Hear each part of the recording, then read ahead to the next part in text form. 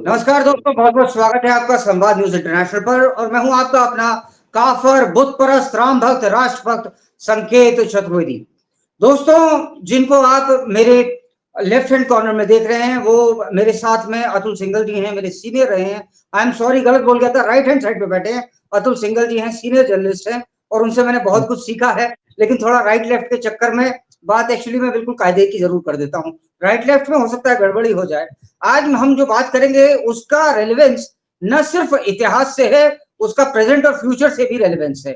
मैं आपको दोस्तों बताने वाला हूं, ये जो कहानी मोहम्मद बिन कासिम के समय में शुरू हुई थी वो आज भी वैसे ही जारी है। जो लड़ाई कभी करबला के मैदान से शुरू हुई थी वो अब ढाका में देखने को मिल रही है। लेकिन फर्क सिर्फ इतना सा हुआ है कि जो लड़ाई कभी करबला में हुई और ढाका में हो रही है, उसमें जानना यह बेहद जरूरी है कि दिल्ली अब दूर कितनी है। ये जानना हमें जरूरी है कि आखिर आप इस लड़ाई से कितने दिन तक बचते रहेंगे। ये यहाँ पर जो एग्जैक्टली हो रहा है ढाका में या कहूं पूरे बांग्लादेश में, जैसे चुन चुन के हिंदुओं को मारा जा रहा है, और ये कोई आज से नहीं मारा जा रहा, ये 1971 के टाइम से मारा जा रहा है। ये वहां पर एक एंटी हिंदू सेंटिमेंट है जो उफाने मार रहा है अभी। तो इसमें अतुल जी, मैं आपसे पहला प्रश्न करता हूं कि जैसा मैं आपको पहले तो डाटा देता हूं सर। 1951 में 22% यहाँ पे हिंदू था। उसके बाद सर 1991 में 15% रह गया। उसके बाद 2011 में 8.5% रह गया। अब तो शायद उससे भी कम होगा, शायद 4-4.5% होगा। आपने यहाँ पे बहुत सारे सर लोगों को उछलते कूदते चीखते पुकारते देखा होगा जो कि तथाकथित सेकुलर हैं भारत में, जैसे कि डीएमके, जो कहते हैं कि ए राजा थे उनके, वो कहते हैं रादर, अभी भी मेंबर ऑफ पार्लियामेंट हैं, कि राम हमारे दुश्मन है। और डीएमके वाले की करोना है, हिंदुत्व सनातन को हमें मिटाना है। ये लोगों के लिए हिंदू कोई मैटर नहीं करता कहीं का क्या? देखिए संकेत, ये बात आपकी सही है। जो हिंदुस्तान में विपक्ष है उसके लिए कोई मैटर नहीं करता। और अभी मैंने सोशल मीडिया पे तस्वीर देखी राहुल गांधी की, और जो प्रवक्ता है कांग्रेस के, उन्होंने कहा देखो राहुल गांधी कितने खुश दिखाई दे रहे हैं। लेकिन पता चला कि उस वक्त चर्चा चल रही थी बांग्लादेश की या नरसंहार की हिंदुओं का, उस पर कोई चर्चा थी। पता नहीं सच है झूठ है, लेकिन मैं तो सोशल मीडिया पे जो है उसको देखा, उसको मैं बोल रहा हूँ। लेकिन ये बात भी सच है कि राहुल गांधी ने अभी तक कोई बांग्लादेश के ऊपर कोई टिप्पणी नहीं की, बल्कि यहाँ पर जो बांग्लादेश की जब प्रधानमंत्री यहाँ पर आई तो ये बात सबको समझनी चाहिए कि उनको भी सबसे सुरक्षित देश हिंदुस्तान लगा। किसी और देश में वो नहीं गई, हिंदुस्तान में रह रही हैं। आपने अभी बात कर सेकुलर हिंदूज की, मुझे तो गुस्सा जो पाकिस्तान में हिंदू है या बांग्लादेश में हिंदू है उन पर भी आता है, क्योंकि वो भी सेकुलर हिंदू थे, इसीलिए रुक गए बंटवारे के टाइम। उनको लगता होगा कि कुछ नहीं होना, कोई बात नहीं, मिलके रहेंगे, भाईचारा है ना, हिंदू मुस्लिम भाई भाई, इसलिए वो रुक गए। अब उनको खामियाजा भुगतना पड़ रहा है। तो ये सेकुलर जो ड्रॉप कर गई है, ये अतुल सर आपकी आवाज ड्रॉप कर गई है। वो मुझे ऐसा लगता है कि बाहर मौसम खराब है। Can you kindly open your voice sir?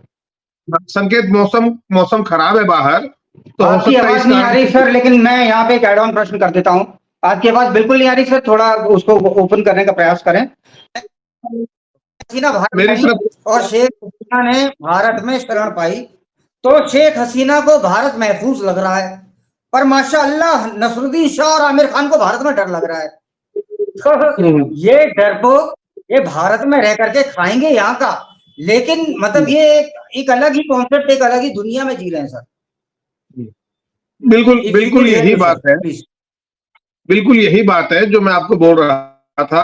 Secular का जो कीड़ा है उसका नुकसान उठाना पड़ रहा है। वो हिंदू जो रुक गए थे, बांग्लादेश में रुक गए थे, पाकिस्तान में रुक गए थे, उनको लगता होगा हिंदू मुस्लिम भाई भाई, हम मिलके रहेंगे, अच्छे से रहेंगे, हम तो बड़े सेकुलर हैं। आज उनको खामियाजा भुगतना पड़ रहा है। और आपने एक शब्द और कहा, दिल्ली दूर नहीं। आपने ठीक कहा, अब जो है दिल्ली दूर नहीं है। जो आग बांग्लादेश के ढाका में लगी है, आसपास के दूसरे मुल्कों में लगी है। आपने देखा कि पेरिस ओलंपिक चल रहा है, वहां पर भी एक कट्टरपंथी ने जो है मुद्दा उठाया, इजराइल का और फिलिस्तीन का मुद्दा उठाया। जो चीज यूरोपियन देशों में चल रही है हिंदुस्तान में भी चल रही है। हिंदुस्तान की जो भुजाएं हैं कब की कट चुकी हैं। जब हम अखंड भारत की बात करते हैं, कांधार से लेकर हम कश्मीर म्यांमार तक की बात करते हैं, तो सब कुछ टूट गया। तो वही स्थिति जो है फिर होने वाली है। वेस्ट बंगाल के अंदर आपको पता है क्या स्थिति है, बांग्लादेश में क्या स्थिति है। और जो हमारे जो भाई हैं तथाकथित सेकुलर, वो बोलते हैं कि क्या हुआ, कुछ भी तो नहीं हुआ, आराम से तो रह रहे हैं। क्योंकि लगता यह है कि पड़ोस के घर में आग लगी है ना, मेरा घर तो सुरक्षित है, हमारा तो पड़ोस वाले को है, मुझे क्या हो रहा है। मैं किसी कौम के विरोध में नहीं हूं, मैं कट्टरपन की बात कर रहा हूं, कट्टरपंथियों की बात कर रहा हूं। जिस तरीके से उनको शिक्षा दी जा रही है, जो मदरसे की बात करते हैं, मैं उसकी बात कर रहा हूं। और जिस तरीके से पूरे विश्व का एक माहौल बना हुआ है, उसमें तो हिंदुओं के लिए कोई स्थान नहीं है। आप देखो नेपाल में क्या स्थिति हुई, हिंदू राष्ट्र था तो उन्होंने जो है सेकुलर राष्ट्र बना दिया। वहां पर जो दूसरे लोग हैं, वो जो सरकार आ गई, वो एक तरीके से हिंदू विरोधी है। एकमात्र हिंदू राष्ट्र जो है नेपाल था, वो भी नहीं बचा।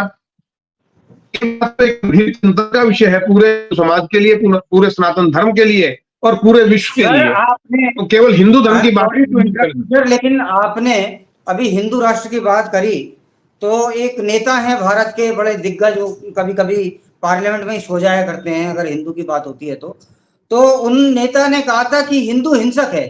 तो इस हिसाब से तो जो बांग्लादेश है वो हिंदू राष्ट्र बनने की बिल्कुल कगार पे ही है, क्योंकि वहां तो हिंसा खूब हो रही है। और सर आपने कहा था ना कि आप किसी भी मतलब धर्म को नहीं कहूंगा, किसी मजहब या रिलीजन के खिलाफ नहीं है। तो सर मैं आपको एक चीज बताना चाहता हूँ, बांग्लादेश में ही, क्योंकि हम बांग्लादेश पे ही पॉइंटेड रखें, लगभग से इन 2011 के आसपास से सर करीबन 45 हिंदुओं को तथाकथित ईस्ट निंदा के आरोप में सजाए मौत दी गई है। ठीक है सर, लेकिन अब वो ईस्ट निंदा है जहां पर आपने उनके प्रॉफिट के खिलाफ कुछ भी बोल डाला।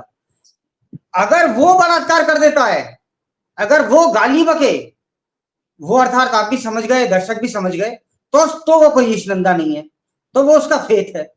लेकिन अगर हिंदू ने बोला नहीं बोला, उससे कोई मतलब नहीं है, तो भी हिंदू ही टारगेट पे है। और जगह तो छोड़िए साहब, जो जिधर से सनातन का उदय हुआ, वहां पर लोग बाग बैठ करके सनातन के मानने वालों को लोग बाग गालियां देते हैं।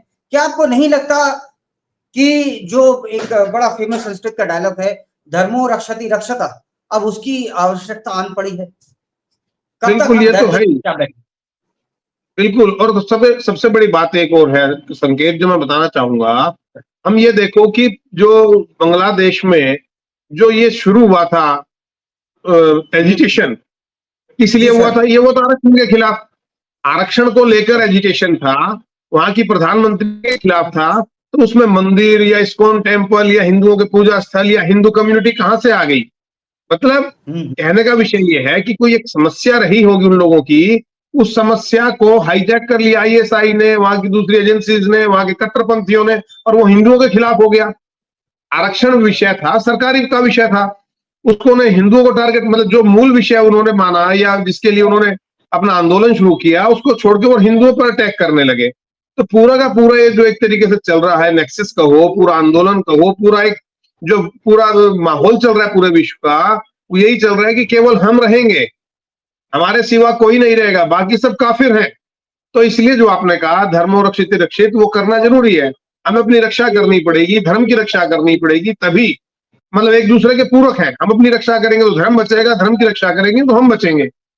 तो निश्चित तौर पर वो समय आता है, लोग जगें, लेकिन मुझे फिर भी उम्मीद नहीं है कि लोग जागरूक होंगे, जगेंगे और कुछ सोचेंगे। तो सर मैं एक चीज जानना चाहता हूं, एक ऑर्गेनाइजेशन है पूरे वर्ल्ड में बहुत फेमस है, वो है United nation human rights commission. उन्होंने मतलब मैं उनका, क्योंकि अब आ रहा था आपके प्रोग्राम में, मैंने कहा सर पहले स्टडी कर लूं, तो मैंने उसमें पढ़ा, उन्होंने सिर्फ कहा कि हम कंडेम करते हैं, वहां पे आदमी मर रहा है, उसका बलात्कार हो रहा है, उन्हें उससे कुछ नहीं है, उन्हें उससे कोई लेना देना नहीं है। मुझे लगता है ये संस्थाएं जो है ना काफी पुरानी हो गई और अपनी प्रासंगिकता खो चुकी हैं। भारत तो जैसे उसका स्थायी सदस्य भी नहीं है। तो ये जो है, क्योंकि ये जो संस्थाएं हैं या इस प्रकार की संस्थाएं, केवल जो मजबूत है, जो आपने कहा जो मजबूत व्यक्ति है, वो उसकी एक तरीके से पिट्ठू होती है, उसकी रखेल होती है। आप मजबूत है तो संस्थाएं आपके साथ खड़ी होंगी, आपके वो करेंगे।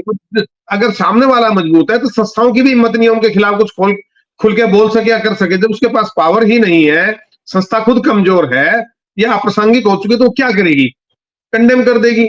लेकिन अगर हम खुद अपने आप में मजबूत हैं, अपनी रक्षा तो खुद कर सकते हैं। अपने कंधे पे रख के बंदूक चलाई जाती है, किसी दूसरे पर नहीं। ये मेरा साफ मानना है संकेत। सर मैं एक मतलब लास्ट के 2 प्रश्न आपसे करना चाहता हूं सर, चलते चलते। एक मैं बड़ा गूढ़ सा प्रश्न है सर, आप बताइए मेरे को, आपने मेरे से ज्यादा दुनिया देखी है, ज्यादा एक्सपीरियंस्ड आप हैं।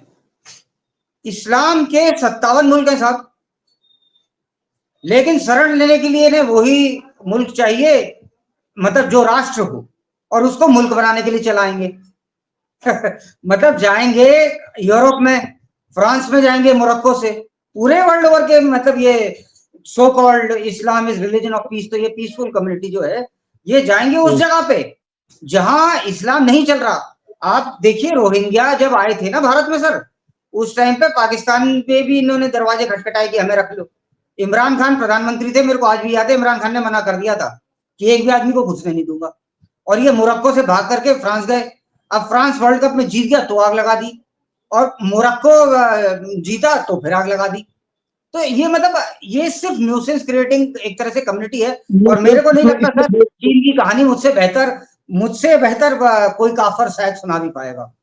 नहीं, इसमें 2 बातें, इसमें 2 बातें जो मुझे लगता है। एक तो ये है कि आप जाएंगे तो अपने से किसी अच्छे के पास जाएंगे, मजबूत के पास जाएंगे, संपन्न के पास जाएंगे, जहां पर आपको कुछ खाने पीने को व्यवस्था मिल सके, रहने को व्यवस्था मिल सके, और साथ में आपको कमाई का साधन मिल सके, आपका स्टैंडर्ड ऑफ लिविंग बढ़ सके, और जहां पर आप सुरक्षित हो। एक विषय तो ये है। दूसरा जो इसके पीछे एक हिडन एजेंडा जिसको बोलते हैं, वो यही है कि ऐसे उसके अंदर अपनी आबादी बढ़ाई जाए, ऐसे देशों के अंदर वहां पे इस्लाम का प्रचार प्रसार किया जाए, कट्टरपंथ का प्रचार प्रसार किया जाए, और उनको अपने कब्जे में लिया जाए। आज वो जब उनमें चलता है जो क्या 57 देश है, कल हम 58 बना देंगे, 59 बना देंगे, 60 बना देंगे। दूसरे वाला आपका जो डायलॉग है वो ज्यादा प्रासंगिक लग रहा है, वरना अगर अपने स्टैंडर्ड ऑफ लिविंग बढ़ाना था तो सऊदी अरेबिया क्यों नहीं गया, दुबई क्यों नहीं गया? वहां से उनने का भीख मांगते रहते हैं दूसरे। आपने देखा होगा दुबई से सऊदी अरब भगा के जो कानून है, जैसे शरिया के कानून है, वहां पे तो कानून भी बड़े सख्त हैं। उन्हें पता है हिंदुस्तान में कुछ नहीं होना। उनके बहुत सारे सेकुलर दोस्त हैं जो उनके समर्थन में आवाज भी उठाएंगे, उनके कार्ड भी बनवा देंगे, उनको रहने के लिए झुग्गी भी देंगे, खाने के लिए खाना भी देंगे, मुफ्त में पीने के लिए पानी भी देंगे, उनको सारा का सारा दामाद की तरह पालेंगे, परोसेंगे। तो उनको और क्या चाहिए? सऊदी अरब में तो ऐसा नहीं है कि किसी कोई आगे शरणार्थी आगे उसको सारी सुविधाएं मिलेंगी। आप समझो ना, यहाँ पे तो आएंगे आप अपना। अंत में चलते चलते एक प्रश्न आपसे और कर लेता हूं सर, कि आपने वो देखा था सर ऑल आइज ऑन रफा, जो आ रहा था ऑल आइज ऑन रफा? तो वैसे ही सर कभी आपने, ये सेकुलरवादी उसको बड़ा प्रोपोगेट कर रहे थे कि भाई all eyes on Rafah, all eyes on Rafah, कभी आपने सुना है all eyes on Kerala, all eyes on Kashmir, all eyes on Bangladesh? कभी नहीं, कभी सुना भी नहीं होगा। तो मतलब हिंदू सर, मेरा प्रश्न ये है, हिंदू अपने ही देश में राजनीतिक तौर पर अनाथ क्यों है? और कश्मीर से भगाए थे तो हम यहाँ आए थे, अब अगर मेरे को दिल्ली से भगाया जाएगा तो मैं कहाँ जाऊंगा? अनाथ तो इसीलिए है ना क्योंकि वोट बैंक नहीं है। जब सेकुलर लोग हैं, देखिए हिंदुस्तान में तो वोट बैंक की पूछ है, जो वोट देगा वो बैंक है, जो बैंक है वो वोट देगा। तो इस तरीके से देखते हैं कि कितना चुनाव में जितवा सकते हो, क्या कर सकते हो। आपने देखा कि कैसे बीजेपी की सीटें 303 से घट के 240 रह गई। आप समझो, यहाँ पे तो हिंदुस्तान के अंदर तो हम लोग, तुम पंडित हो, मैं अग्रवाल हूँ, कैसे आ रहे हैं? एक कह रहा है मुझे खालिस्तान चाहिए, दूसरा कह रहा है, मतलब ये मेंबर ऑफ पार्लियामेंट है हमारे आपके, दूसरा कह रहा है बोटी बोटी कर दूंगा। वो जो सहारनपुर वाले भाई साहब हैं, किसी को जाटलैंड चाहिए, किसी को सिक्किस्तान, सबको अलग अलग राजस्थान चाहिए ना, है ना। तो इसलिए ये तुम अपना, तुम हिंदू थोड़ी हो, तुम तो पंडित हो, मैं हिंदू थोड़ी हूँ, मैं तो अग्रवाल हूँ, वैश्य हूँ, बनिया हूँ। तो ये तो स्थिति ये है सर। अब आप कह रहे हैं आप वैश्य हैं, बनिया हैं, मैं तो ये कहता हूँ कि मैं तो भाई काफर हूँ, बुत परस्त हूँ, राम भक्त हूँ और राष्ट्रभक्त हूँ। तो इसी के साथ मैं अपना कार्यक्रम समाप्त करता हूँ। अतुल सर के साथ हम फिर हाजिर होंगे, बहुत जल्द होंगे।